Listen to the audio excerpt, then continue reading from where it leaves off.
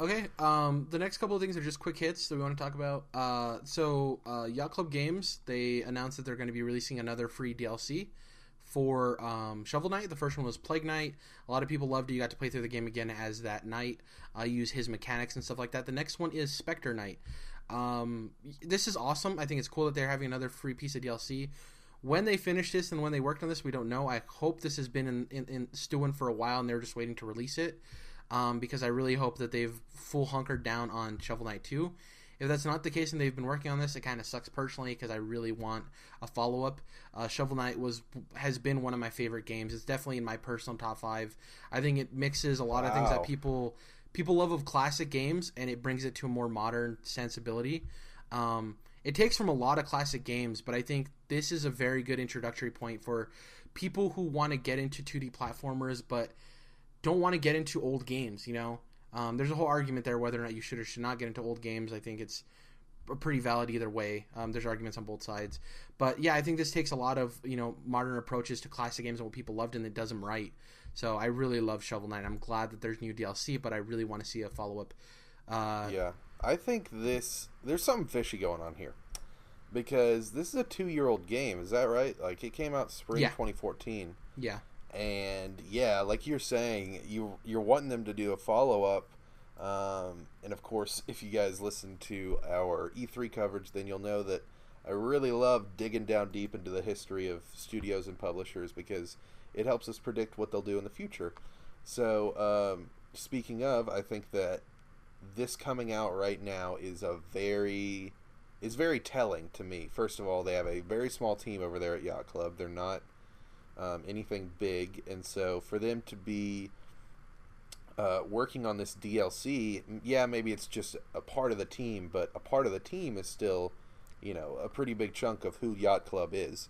So my thought is that this is like, hey, remember Shovel Knight, that game that you loved so much from 2 years ago that's been, releasing on different platforms over the past couple years? Well, here's another piece of DLC to that, enjoy that, and then maybe a month, 3 months down the road, they're like, yep, and Shovel Knight 2 is on the way, and it'll be out, this fall or whatever. Yeah, I think this is like a don't forget us kind of tactic. I'm pretty definitely, with you on that. Yeah, it's them kind of just sticking their hand back up and going, remember me, buddy? Aren't we such great shovel friends? Yeah. Yeah. So there's that. It's cool that it's free. Also, once again, good graces of gamers. People love free content, so that's awesome. They could easily charge when people would have bought this. They could have charged $5-10 if people would have still bought this. That's crazy. That's another point to make as far as them trying to be remembered and remembered fondly for, giving it away free. Like, obviously they could have had people pay for it, but I think them giving it away for free also tells us that they're just trying to stay in people's minds and stay on the front of, on the top of people's list. Like you just said, Shovel Knight's one of your top 5 games, and they want to, remind fans that, like, dude, you love this game, and we're going to give you DLC for free, so you better get ready for, hopefully, this. Yeah, and they're like, well, we give you free DLC for the first one. Expect that, take a chance on Shovel Knight 2 if you didn't play Shovel Knight 1. Though I doubt they'll call it Shovel Knight 2. I think it'll be Shovel Knight something, semicolon something. That could be true too. That could definitely be the case. I don't think it'll be Shovel Knight 2. I don't think they'll do Shovel Knight 2. So the next story here, it comes from way of NeoGaf, Loud Ninja. He basically posted some tidbits that we learned from an interview over at youtube.com/theknow, which is Rooster Teeth's video game news channel. And some tidbits here. It was an interview with Corey Barlog. Did I say his last name right? There you go. You did it. Earlier I called him Balrog, like he's a Lord of the Rings villain. And they interviewed him and a couple other people. And some of the tidbits here are, you'll visit all of the 9 realms. If you're familiar with Norse mythology, there's 9 worlds or realms, as you want to call them, and they all have they're indicative of their own things, which is cool. You'll be able to visit all of them. I believe the first part in the trailer was Asgard. It looked like Asgard, or at least part of it. Dude, this is one of my favorite parts of this whole spiel that you're doing here. I was actually thinking about this last night. I was watching Podcast Beyond. Shout out Beyond. And they were, of course, talking about God of War 3, not God of War 3, but the E3 demo, and talking about Norse mythology, so I opened a new tab on YouTube and just started watching videos about Norse mythology. And I was like, dude, they have to take you through each realm in this new God of War because that would be the coolest. Like, you could see all the like, they're very different if you research them. They're very, there's one with giants. There's one that's an ice realm. There's one that's like, spring flowers and meadows. So plenty of diverse areas, which would be very, very cool for this. Yeah, also, there was some, this isn't in this exact mention, I'll finish the list here, but people were actually going through and seeing in the trailer, there was hidden things in the E3 demo. There was, like, the hidden specter, like, ghost thing in the trees. There was, like, the flying hornet bug soldier dude that flew above. Right. There was a giant wolf at the camp that ran away. There was the thing that was bigger than the troll that he fought that was tied up over the fire. There was... I haven't seen... Like, I've seen a couple little things about people talking about, oh, we think maybe this is a god flying through the sky or whatever, but I need to break that down a little harder. It seems like there's a lot of stuff in there. In the cabin, you see Mercury's boots, which is really weird. I don't know how they're going to tie that in, because it seems like at the end of 3, from what I've heard, he got rid of all of his stuff. And then one of the coolest things is at the end when they're sitting there with the deer on the bottom. At first glance, you think it's a river flowing. It's not. It's white scales. It's the world serpent. Huh. Yeah, it's not a river because there's no coastline to the trees. It's a snake. It's the world. People are assuming the world serpent because it's a giant snake, and that would be cool. But yeah, back to these tidbits we learned. Went way too much on a tangent. He said there will be 15 to 20 to 100 enemies on screen. So the really big thing there is there will be up to 100 enemies on screen at the same time. It's very God of War, so I don't think we're losing that, which is awesome. Yeah. He also, Corey stated that he brought back most of the original team that worked on God of War 1, which is awesome. People are familiar with the franchise. I'm assuming he said most because I guarantee he brought in people who are more familiar with narrative-driven, open-world stuff, more of like the character-driven stuff, the way they're shifting. You definitely don't want everybody from God of War because then, yeah. Right. So, Sony Santa Monica is a pretty big studio, and they are 2 teams at this point, but I'm thinking what happened is a lot of people got folded in from the Stieg Asmussen sci-fi RPG that got canceled. Yeah. So that's exactly what you're talking about, the more story-driven narrative stuff.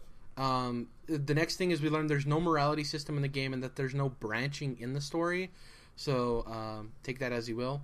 The mother is a critical part of the story. We kind of already anticipated that from the demo, considering how much she's talked about. And the whole rumor of the kid being Uller. Obviously, if the mother is a critical part, because if that's his mother and she's with Thor, and then obviously Kratos has to fight Thor, so no surprise she's a critical part. And he confirmed that the first enemies we see in the demo are Draugr, which, if you've played Skyrim or anything, they're essentially Norse zombies. It's the easiest way to describe them. There's a lot more detail to that, obviously, but that's the easiest way, baseline, to describe to somebody what the Draugr are. I think these are a lot of cool tidbits. Nothing crazy. I think the biggest announcement is the 9 realms thing. It's kind of something you'd never really thought about. If you know about Norse mythology, you know that there's those 9 realms, but you didn't think of like, oh yeah, we'll go through each of those, and it's really cool for that to be confirmed. He says you may visit. I think it's a guarantee at this point. Like even just going through the giant realm would be cool. Such a change of environment and stuff like that. So yeah. You mentioned the the lack of a morality system or anything like that. I think that, and also Cory Barlog he mentioned in a behind closed doors demo that the areas that you'll be exploring are a little bit bigger than like Rise of the Tomb Raider. Yeah. And it seems to me they're very much going with the Tomb Raider format as opposed to the Uncharted format here. So instead of it just being Uncharted is essentially a hallway that you're running down. Like the environments, and especially in 4, were much bigger, but they're certainly guiding you down a path that they want you to go down, and they're keeping you on a path, I would say. Yeah. With this and Tomb Raider, it seems like you're really just kind of in, as opposed to an open world, you're in a sandbox that they give you, and then you're free to roam. There's, discoveries that you can make as far as locations and different landmarks, and then you can even do stuff with the kid. There's like a button dedicated to the kid, so it seems like it's going to be like that half open world sandbox format. The way I like to call it personally, and this is probably not like correct, but I like to call it like a mini open world. I think that's the way, in my mind, how it gestates the best is like, it's not this huge map that you can do whatever you want. There are these smaller areas. You can still go about it however way you want, but it's not a huge place. So I like to call it mini open world. This game looks cool from what we've seen. I think the little tidbits of that's definitely a great way to do E3 is have these little things that people find afterwards, because you still want people to continue to talk about it.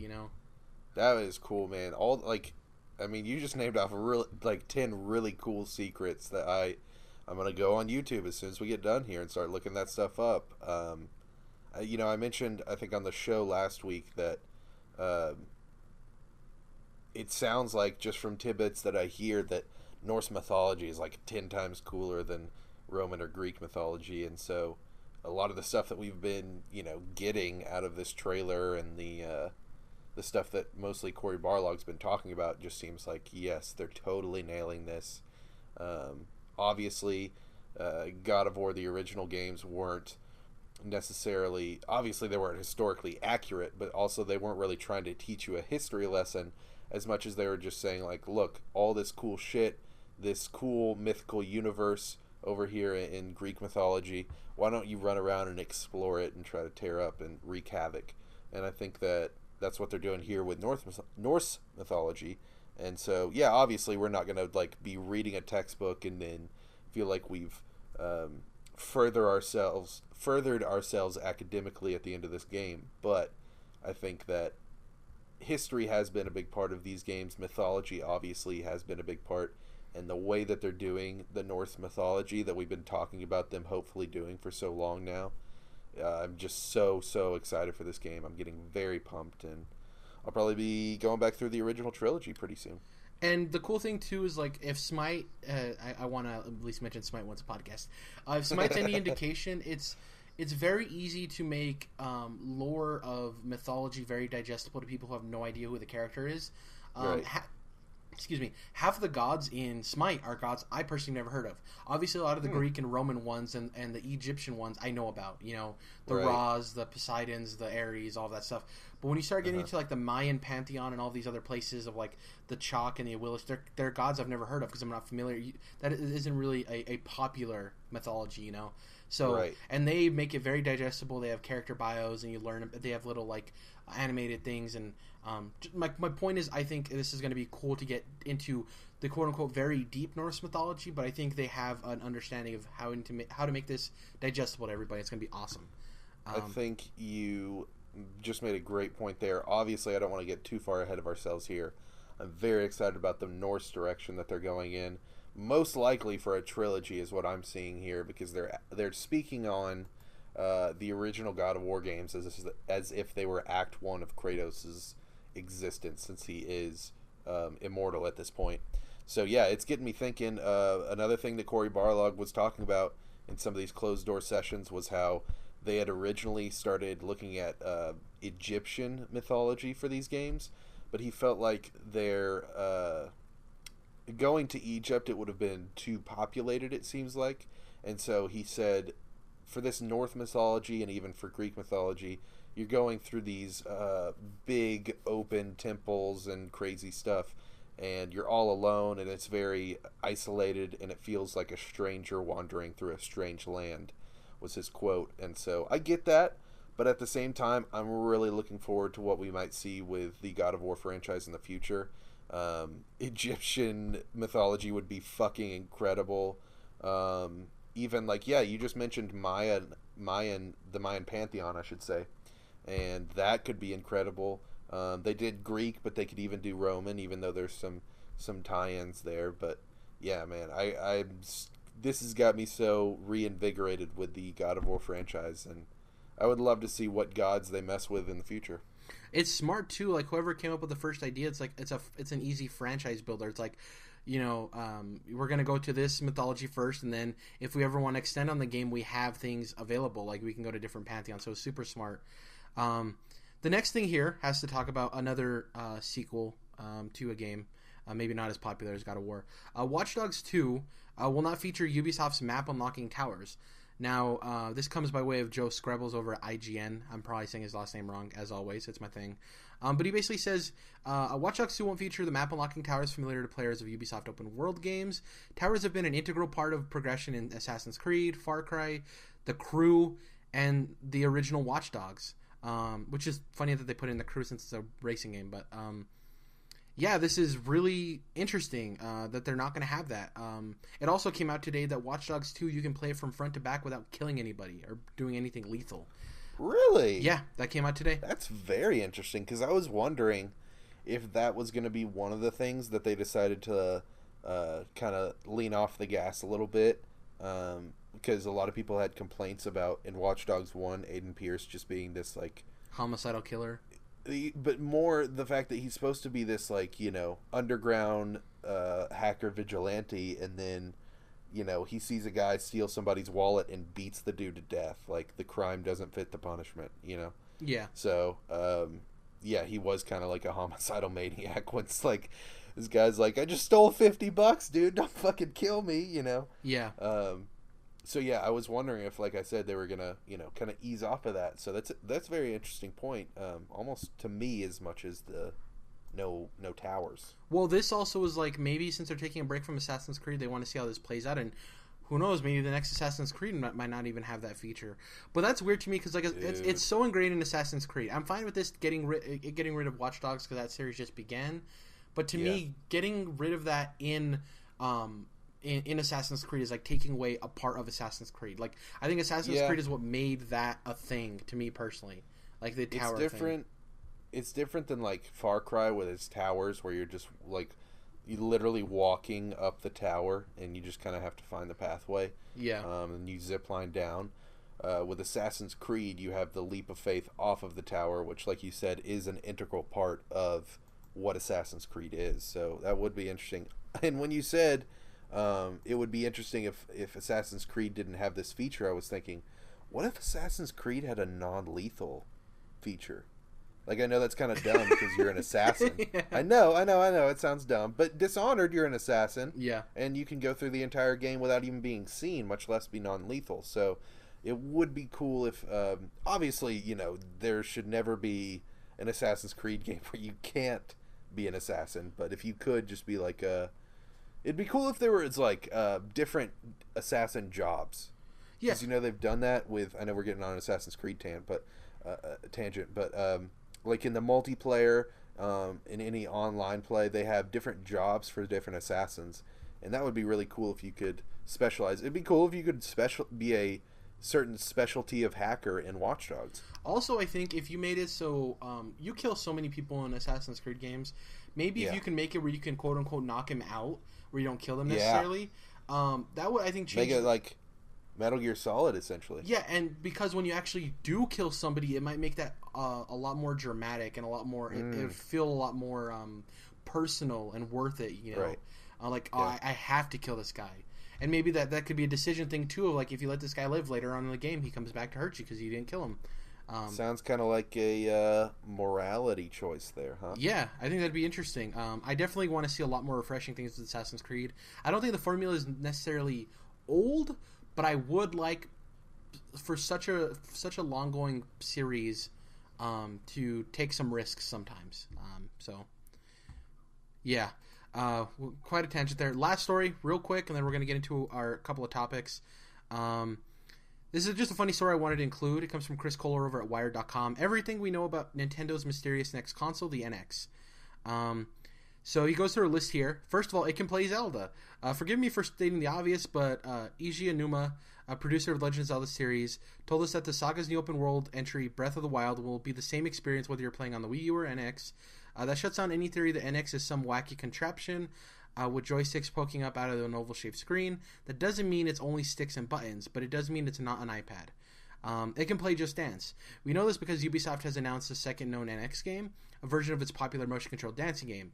But wait, doesn't that mean NX will have motion controls? Not necessarily. The current console version of the game actually uses your cell phones as the controller. So the NX doesn't necessarily have to have native motion controls. And the last thing, Nintendo's not fighting Xbox and PlayStation on specs. You'd have to pretty much be tuned out over the past decade to not realize Nintendo's biggest competition isn't Microsoft and Sony, but Apple and Google. For Nintendo to play catch-up and match the extensive hardcore gamer-oriented features would be an incredible, expensive undertaking that is likely to fail. And then he basically talks about how they used to use the red ocean strategy, where they're trying to use the blue ocean strategy, and it's a big old thing. You can go into the article to see that. Red ocean? What is it, filled with blood? Jesus. Well, he essentially, they said that they didn't want to enter the red ocean with Microsoft and Sony, and they'd rather go for the blue ocean. So I just thought this is an interesting article of like, this is basically saying we literally know nothing of this console. There's a whole thing of it possibly having not cartridges, or I guess cartridges.